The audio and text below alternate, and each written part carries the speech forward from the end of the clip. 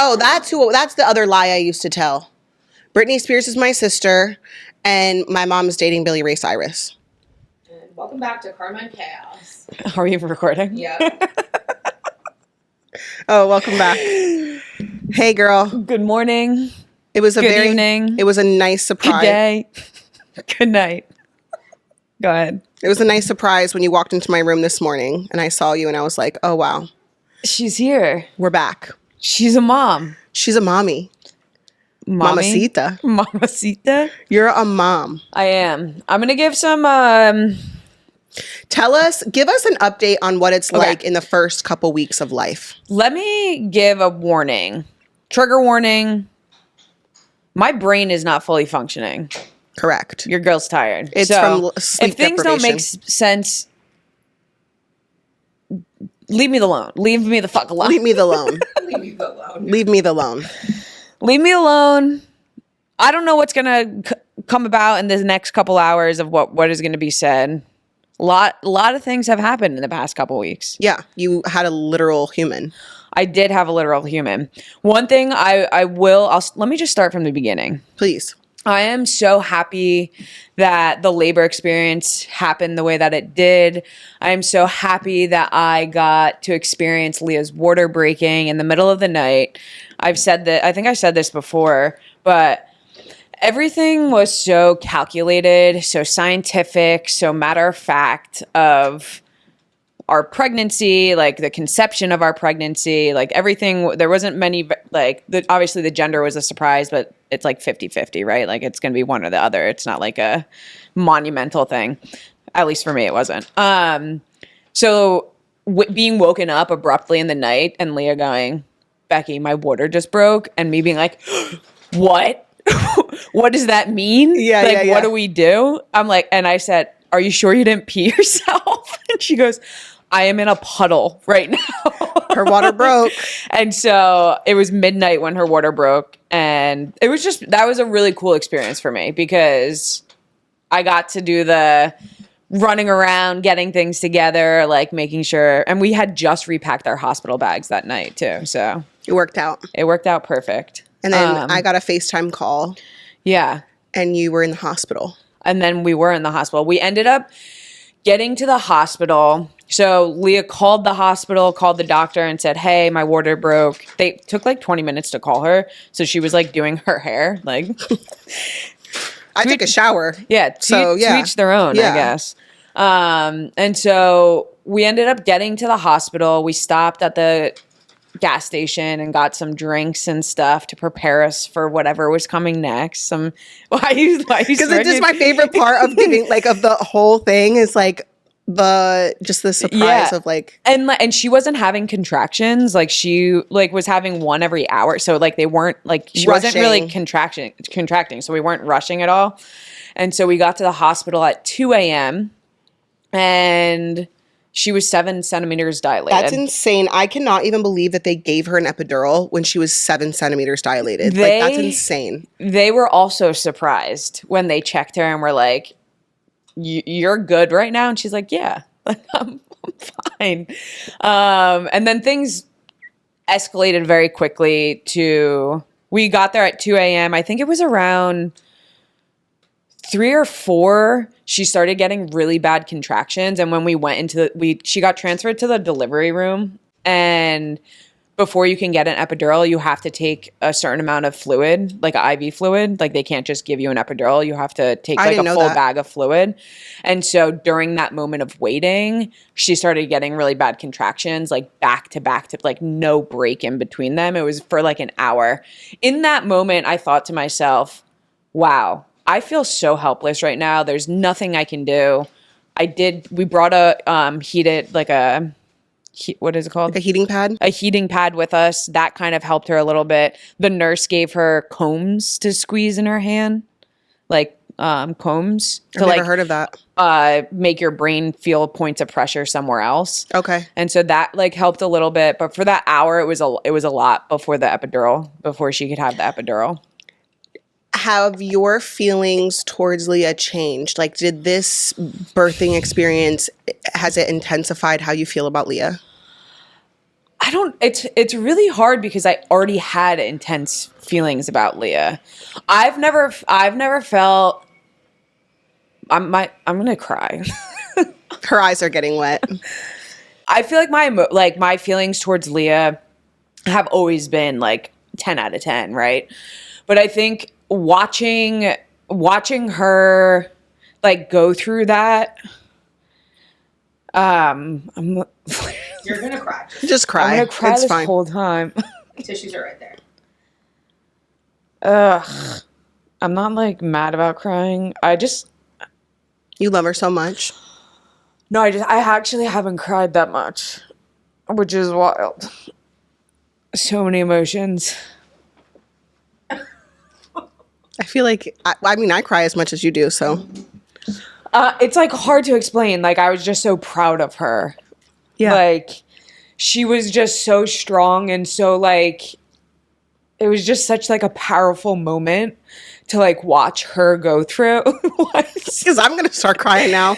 But I paid for makeup, so I'm going to need you. So Just hold on. it wasn't like an overwhelming feeling of love because like I already love Leah with like every ounce of my being. Mm-hmm. It was just like this moment of like being so proud of her because like she mentally and physically just like was going through something that no one can possibly understand unless you go through it. And so like seeing her strength and like seeing her just like be so calm and just so like in the moment of whatever she was doing, making sure that she was okay, making sure the baby was okay.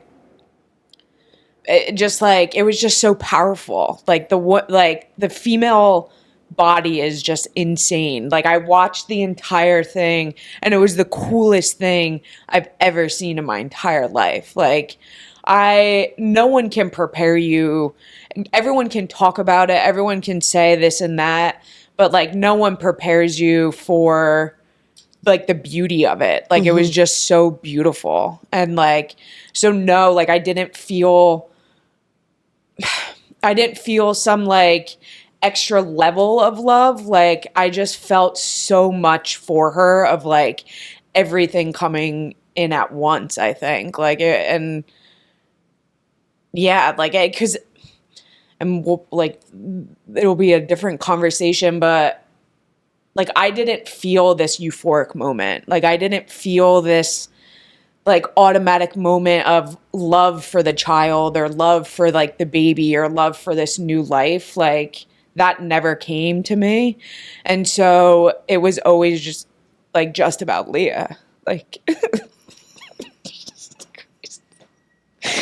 oh my God, I'm gonna be crying this whole friggin' episode. It's fine. And it's crazy because like I'm a crier. Like that's like who I am. I didn't cry until like 2 days ago. It's like It was just like overwhelming. So I had therapy the other day, and I think there's just like a lot of layers to it. I think for the first 2 weeks, you're obviously just tired and like just figuring out a new normal, trying to keep a new human in your life alive and making sure that they're okay. One thing I do want to make sure that I talk about is I know for us it's hard for people to recognize and understand because like I'm also like a female, so people just associate me with the feelings of what like a mother feels. But like being a non-birthing being a non-birthing parent is so different. And so like I feel like I relate so much to people in that situation, and there's probably so many people that get like kind of left behind in it because like I mean men are men in general, so like you don't question. I don't know, it's like I felt so alone and just oh my God. I felt like these fucking tears. I felt like so much more empty because of the expectations people think you should be having. And so when people constantly would be like, oh my God, isn't this the best day of your life? Are you just in this like bliss of like newborn? It's like, no, am I supposed to? Like, why do people make it seem like those are the feelings that you're supposed to have? And so for the past, it's been 3 weeks now. For the past 2 weeks, it was like hard. It was, you know, like I don't feel connected to him. And like not in like a scary way. It's just like in a, this is a stranger in my house way. And like I didn't give birth to him. So like it's different. Like Leah feels a connection to him where it like pains her to like leave him like physically. Like if she had to leave the house the other day to go to work, and like it really doesn't even cross my mind like leaving. Like I miss her and I miss like being with them, but it doesn't like alter my being of who I am. So I say that all to say the past like 2 weeks, 3 weeks have been just, it's a lot of learning. Like I've learned so much just about everything, about life, about like the only reason I feel like I'm a human is because of Leah. Like she checks in on me. She's making sure she can see like the struggles that like I'm experiencing. And like she just switched to breastfeeding, which made it like 20 times worse because like I'm really no longer needed to like keep the child alive. I say the child like he's not a human. But like to keep Bex alive, I could step away and like I'm not a necessity for him now. And I know all the things. Like I know everything will grow, even in the like weeks, in the past week, like me and him having more moments of just like us two and just things like that. Like I can feel that relationship growing, but it definitely wasn't there in the beginning. I paid for this makeup. It's just been a lot. And like, this is going to be really fucked up too. I like I had therapy. I had a mental breakdown the other night. Me and Leah had like a crying fest. I think that there's some type of You know you're going to help so many people by talking about this. I think that there's some type of barrier between me and Bex because of my dad. What do you mean? Like I feel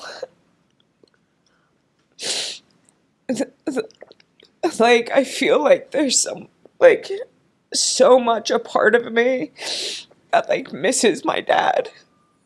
And so I do so well. Oh my God. I do so well at not missing him in like an emotional way.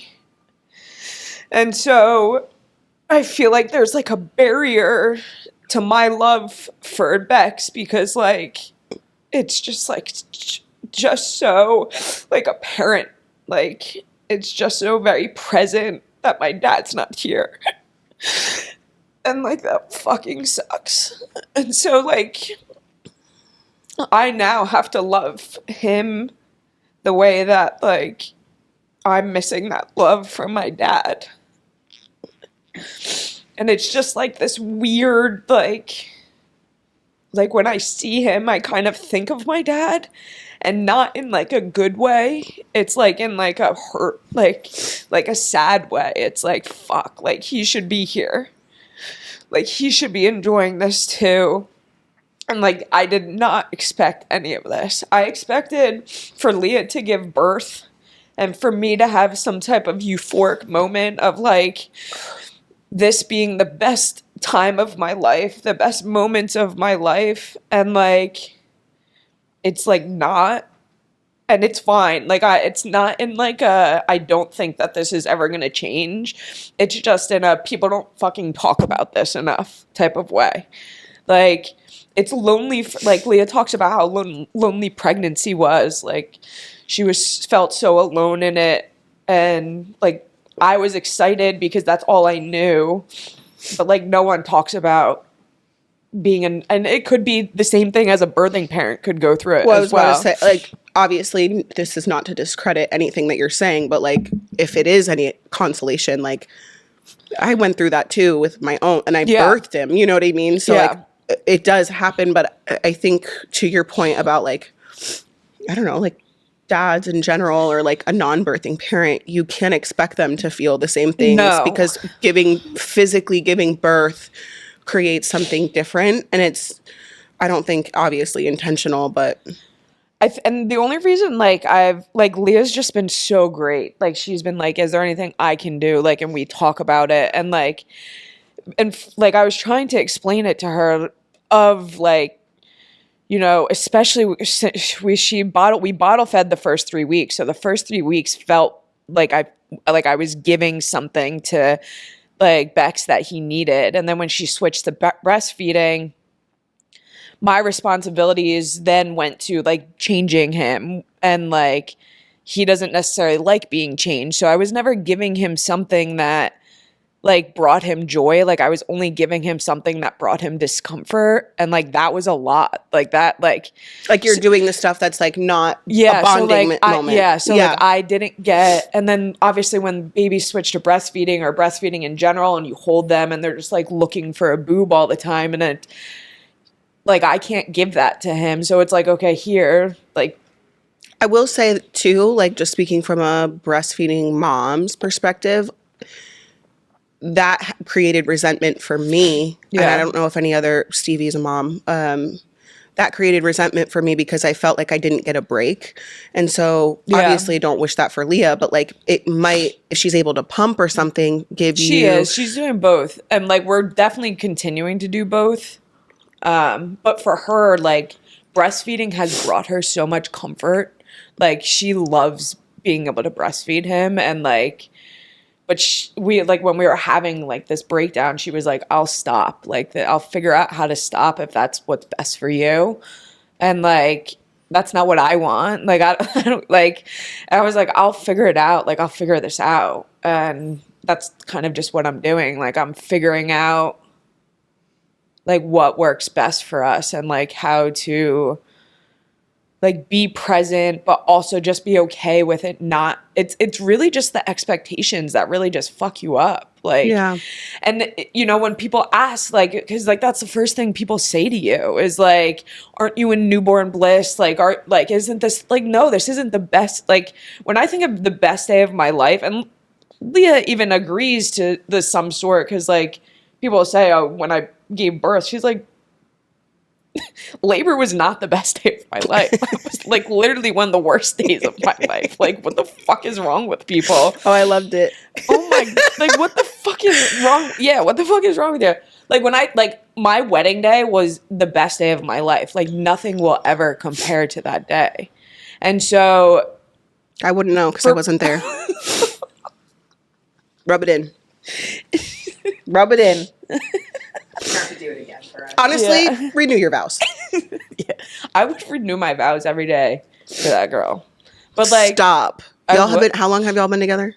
9 years. Yeah, 9 years. And you still feel that way about her? Leah's just the best. Like she just is. I couldn't imagine doing this with anyone else. Like I couldn't. Because it's hard, and we like laugh, like people have kids to try to save their relationship.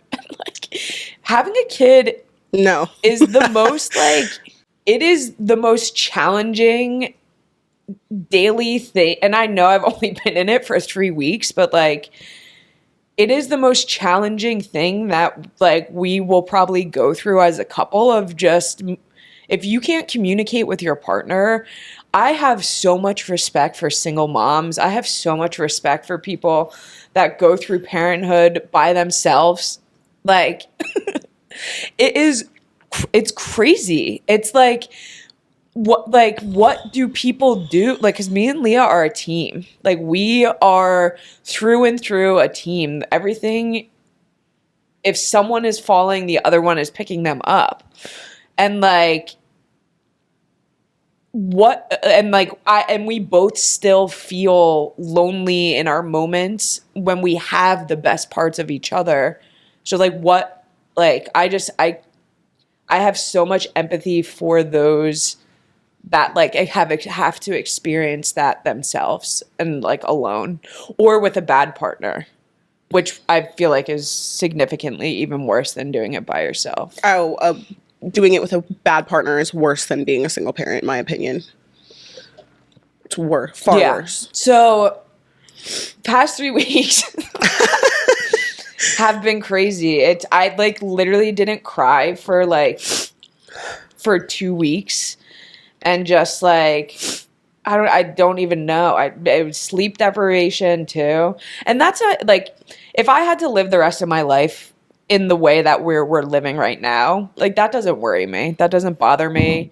I think that it was just such a huge hump for me to get over what people made it seem like I was going to feel in these moments. And some people do, and good for fucking them. Like, good for them for like even dads that automatically have that switch or automatically, I'm happy for you, but I sure as shit want to make sure that if y'all are pregnant, I'm talking to whoever, and you have a partner, make sure you remember you love them too. Because it ain't fucking easy. And I understand, and I've said, like, I say this to Leah, I understand she just went through the most life-changing thing from a body perspective, a mental perspective of her life.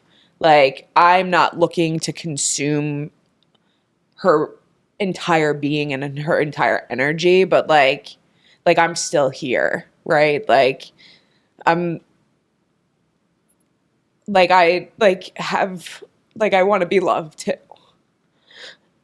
I think that's more common than anyone's willing to admit. If someone like me is going through this, who is like an overwhelming loving person, who loves blindly, who loves without knowing, who loves with no barriers, like if it can happen to me, that shit can happen to anyone for sure. Like that doesn't, and I'm emotionally intelligent to know, like I know this isn't forever.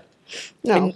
I know this isn't how I'm going to feel. Like I know the bond that me and Bex have like will continuously grow through moments that we have together, but I think that it's just important that people are more realistic about it, that it can happen, so you don't feel like a fucking crazy person like when it doesn't. The first entire year you'll feel like a crazy person, to be honest. The first whole year is a blur. I know what life like I love him and I love this life that Leah and I are building together with him. It's just, I know that it's going to take moments that me and him are going to go through for that bond to really start forming. It'll just look different. Yeah. Than her and that's okay. I'm emotionally intelligent enough to know that that's okay. My fear is that there's people going through what I'm going through that don't know it's okay. Like that scares the shit out of me, because like my lowest points, I still know that I'm going to be okay because I'm going to get through it. Like that's not forever. Like obviously I'm actively in therapy too. And so that helps. Like my therapist helped like talk me through this. But like some people think that there's something wrong with them because they're not feeling like that. They're not feeling instantly connected. Like, and that's fucked. Like that's so like, you have your entire life to grow with this child. Like you have so much to give, and not for nothing, Leah, we have a good kid. Like we have a real, like he doesn't cry unnecessarily. Like he gets a little gassy, but that's okay. Like he's not screaming where he's inconsolable. Like, he just chills. He's a good fucking kid. And adding those other elements to it, would make things so much worse. Like, if I just had a kid that was colicky and screamed all the time, and I like didn't feel connected to him, I'd fucking want to kill myself. Like, I can completely understand the frustrations and the like being tired, and like you have a stranger that you're taking care of now when you don't feel that connection, and it's just, it's just not talked about enough. And some part of me, I'm happy it's happening to me, because imagine if I just got on here and just talked about how good things were, and then someone that's listening was how I'm actually feeling, and like that's all they get to hear is the rainbows and butterflies. That's it, right? Yeah.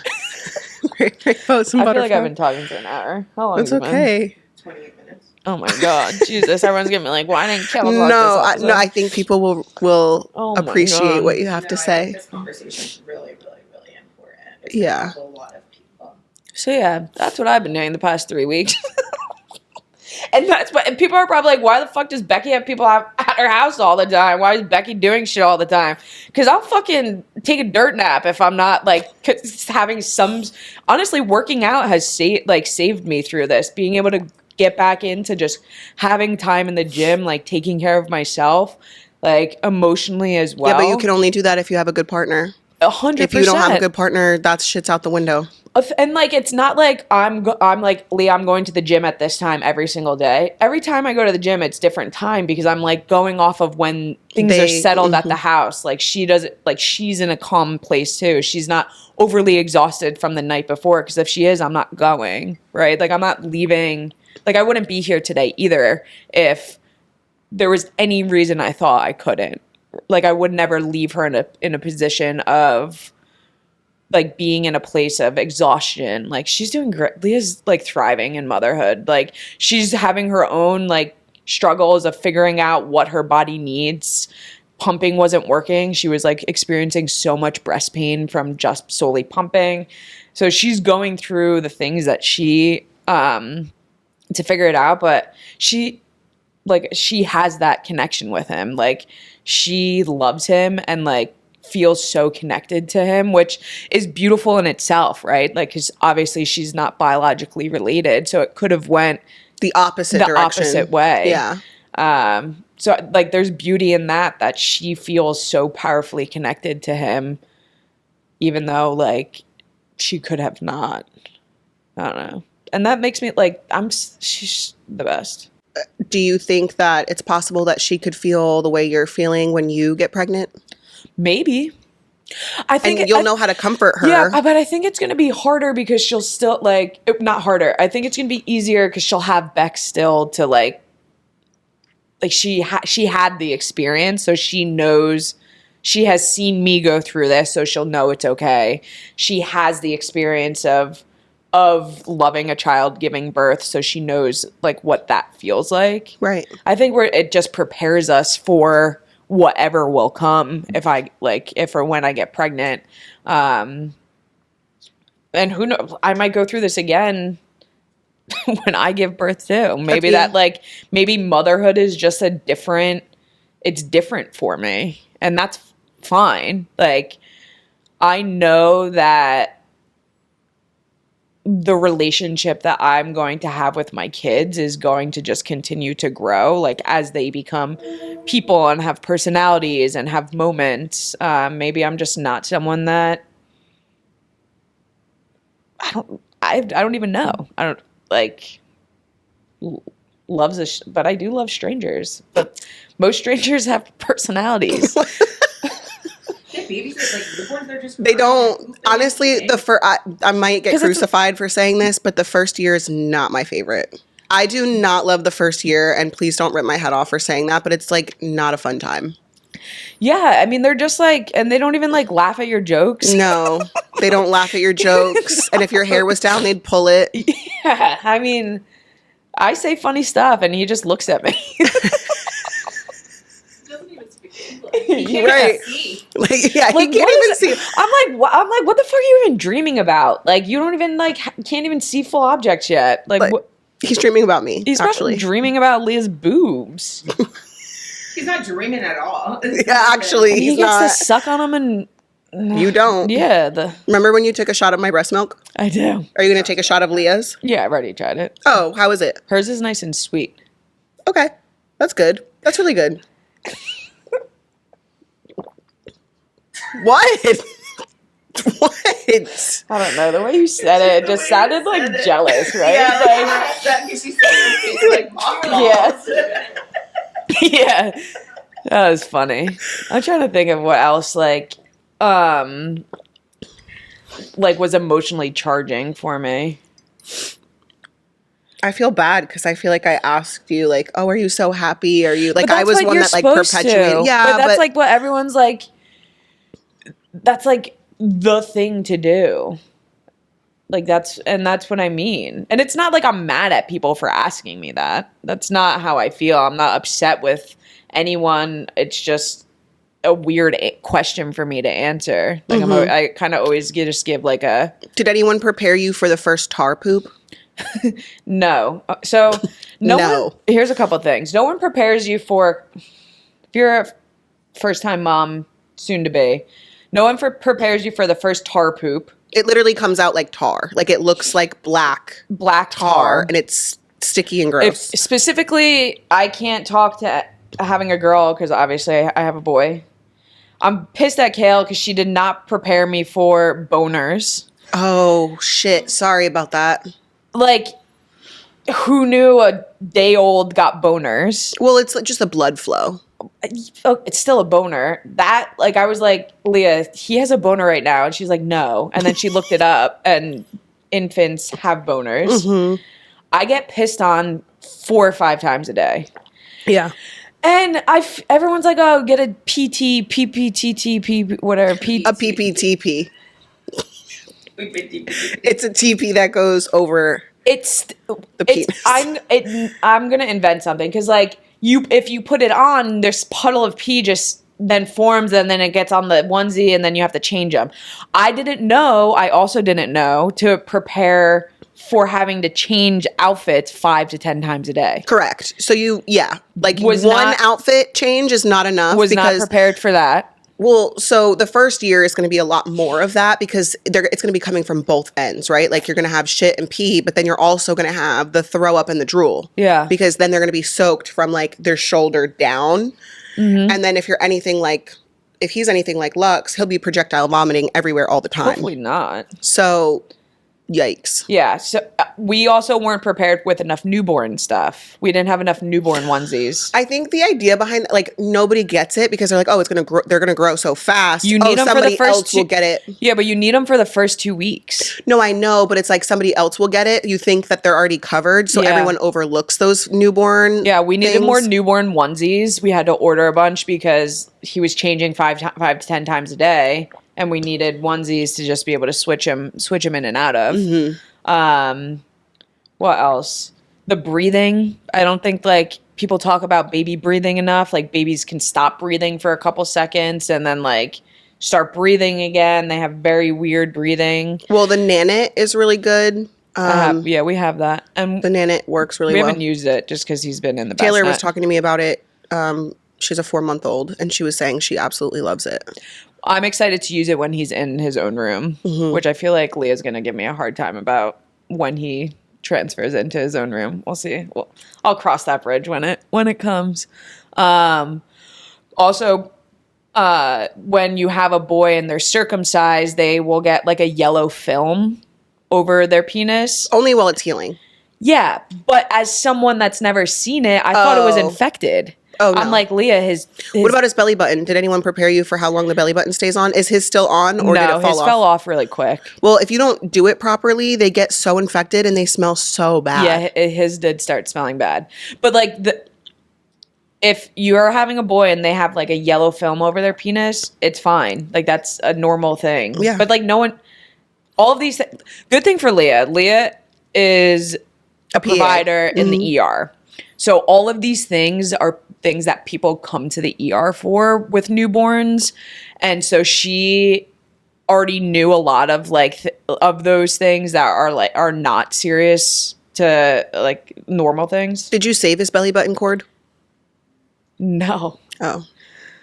Did you eat her placenta? No. Oh. I would have. We just weren't prepared for anything. Well, I can send you a contact for your next baby so y'all can eat it. Okay. Did you save their cords? Mm-hmm. You still I have actually them? did art with mine. So we did like art, painting, Yeah. and then put it in a blender, eat it, and then save the cord when it falls off. Yeah, we didn't do that. No shade to anyone that does. I just didn't feel really. I didn't feel really connected to it. I have no quarrels with placenta play. Oh my god, Becky, I almost just spit all of this white couch. What the fuck is placenta play? That sounds like a fucking kink. I guess if you say it like that, but You said it like that, not me. Placenta play is crazy. but like if Okay, you right, it wasn't just No. me. That's fine. if you No, wanna, everyone was like, yeah. So a couple other things that we did that we liked. I know that obviously people meeting the baby is a heavily discussed topic. Do whatever works for you. Don't fucking listen to anyone. Whatever feels right. Don't let anyone bully you thinking you have to do one or the other. We let a bunch of people come to the hospital, like my mom, her parents, her brother, and we were so delusional in those moments that like they came, they met, they left, and then the first couple days home we kind of had by ourselves, which was so nice because no one was like bothering us to come because they had already seen him, so they gave us a few moments. So we really were happy that we let people come to the hospital because we were just like, it was so chaotic anyway. And of course, Leah felt okay for them to come. Also, second, no one prepares you for how much you need to take care of yourself after giving birth. So like Leah, the first week was a lot, like tearing and all of that stuff. Like having to take care of yourself is a full-time job. yeah. Of like everything that you have to do for yourself. And I don't think she was prepared for that as much. Like she didn't realize how much it was going to be consuming, like just being able to care for her. Well, I think society today wants women to give birth and be back to work in 72 hours. Like they literally, our society is not built for women or moms in general. So Yeah. we just have this like unrealistic expectation on ourselves as parents to like go home from the hospital after giving birth and like do all the things and like get other kids ready and cook and clean, and that's just not the case. It's exhausting. I can't even believe it. I go back to work this week that this comes out. I feel comfortable going back to work because my decisions are not life or death saving. I could not imagine going back to a job that like takes my full mental capacity because my brain does not work anymore. Like from this like incremental amounts of sleep, we're sleeping 2 to 3 hour stretches. I wake up regardless of if she's gonna feed him or whatever. Yeah, and it's not like wake up, I'm up. I'm like waking up to make sure that they're okay and then going back to sleep. But if Leah technically has paid time off from short-term disability for 6 weeks. That's it? Yeah, she's taking the rest of the 3 months unpaid. No, but it's only 6 weeks? Yes. And so if someone like Leah had to go back into the ER to make decisions on someone's health care, life or death, right? That would be insane. I couldn't even conceptualize. Her mind, her body is not prepared to go back to work, to make decisions like that. And the fact that if men had to give birth and then go back to work, we would live in a much different country. Yeah. Like, no way the expectation is 6 weeks. I feel comfortable going back to work, and even my brain isn't functioning.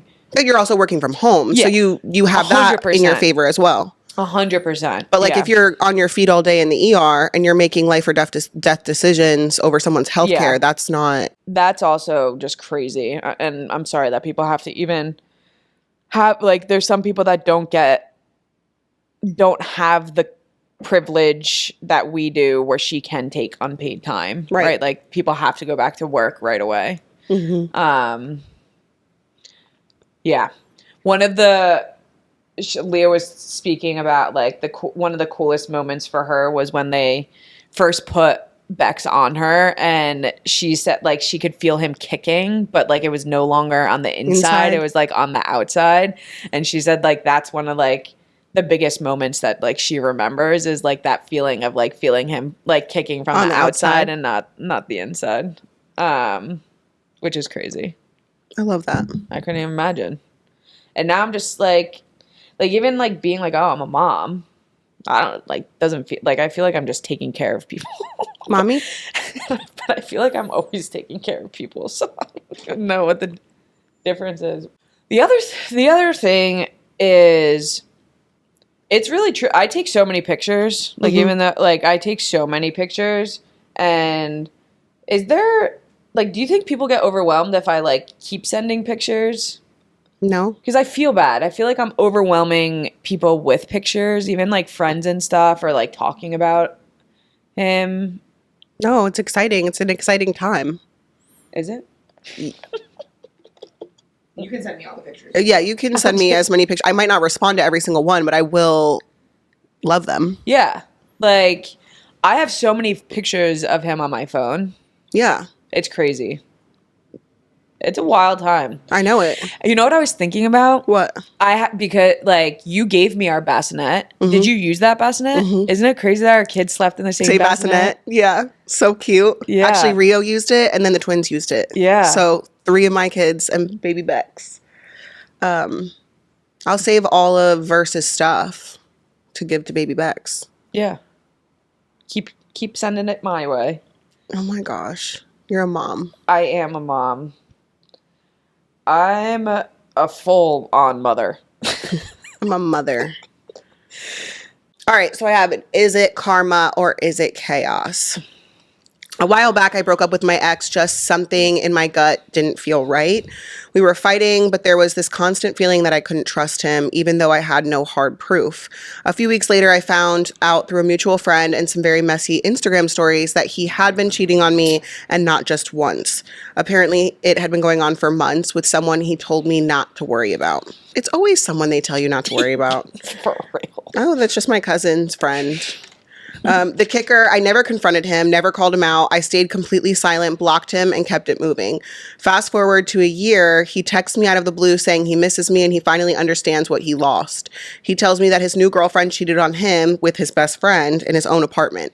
I left him on red. Is it karma or pure chaos? I think that's karma for him. That's karma for him. Hell yeah. Just don't cheat. Period. Yeah. Break up with the person. Do whatever. Like, cheating leaves everlasting trauma. So, that is karma for him. He deserved it. Agreed. And good for you for moving on. Keep on trucking. Don't look back. Leave that motherfucker on red.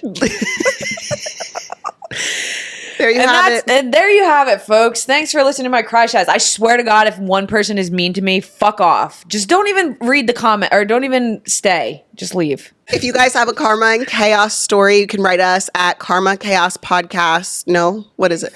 Info at karmachaospodcast.com. Becky, where can they find you? Where Hater can they... 25. I didn't finish my question. Don't be mean to me. She's gonna cry. Where can people find you and where can people listen to For the Haters? You can find me at Hater25 and For the Haters is For the Haters, HAYTERS, like my last name, minus the S. Well, you get it. Anyways, you can listen on Spotify, Apple, or wherever you get your podcasts. You can also go to BeckyHater.com. I just want to end the episode with saying that Bex was born on the 25th, and that I said I hope that he would be born on the 25th because 25 is my number. Well, 25 is a nice, solid whole number. You know what I mean? Yeah. Yep. Okay. Love you. Love ya. See ya.